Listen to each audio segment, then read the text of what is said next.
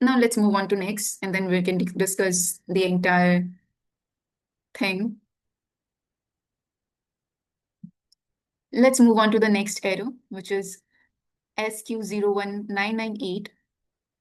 So for these, so these are two same employee IDs with, here you can see different first name and second name. So one is Vanmala Shri Harsha, second is Sahar Sanabhi. Both are male, product management. Everything else is same. Names are different. So this seems to be some data quality issue.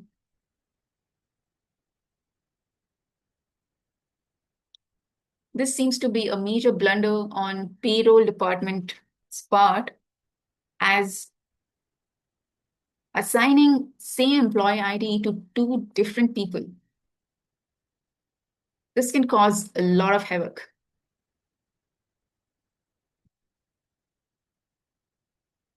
Likewise, again, in this employee ID, here seems to be a data duplication. Yeah. So as you can see here, these two cases are again data duplication. Same employee data fed to the system twice and recorded twice. And here again, two different people, same employee ID. Same again duplication,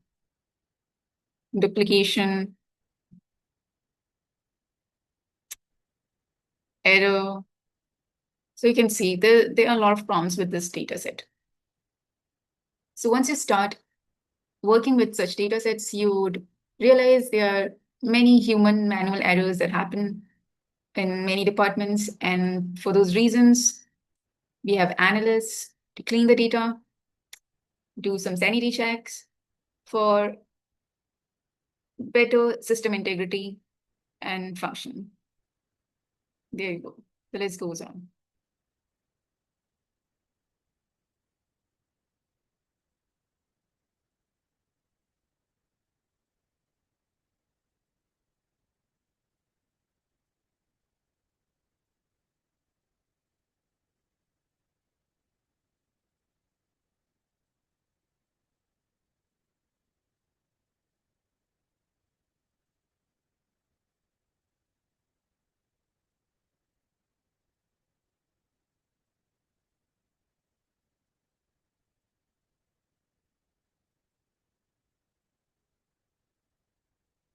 So this is a great example of using conditional formatting to analyze and identify inconsistencies in your raw data.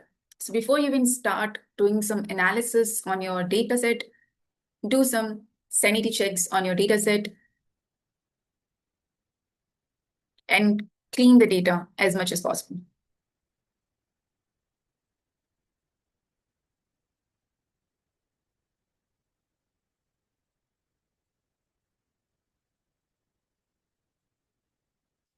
In your day-to-day job, this would require cross-team communication,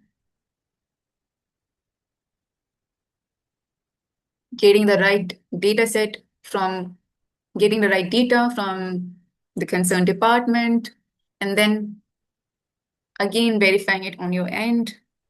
This could take several days or weeks, depending on the measure of the problem. Now you can remove the conditional formatting if you feel so. I believe that if you're someone working with the employee data set or something so crucial, you might want to keep this formatting as it is and apply it to your updated worksheets to make your work easier. Let's go to department column. We haven't explored this column yet. Let's go to this column. As you can see, there are many departments in this employee data set. One is accounting, business development, engineering, human resources, legal, marketing. product management, research and development, sales, services, support, training. So everything looks good to me. Yeah. But sometimes what happens is, say, suppose for some manual reason, there could be some data anomalies, like, let's say, instead of sales, you have some special characters like this. Basically, you won't be able to make sense of that data, and that data turned out to be useless for you. So you need refreshed, updated data from the department. And for these purposes as well, you can identify and filter those invalid data entries and maybe color code it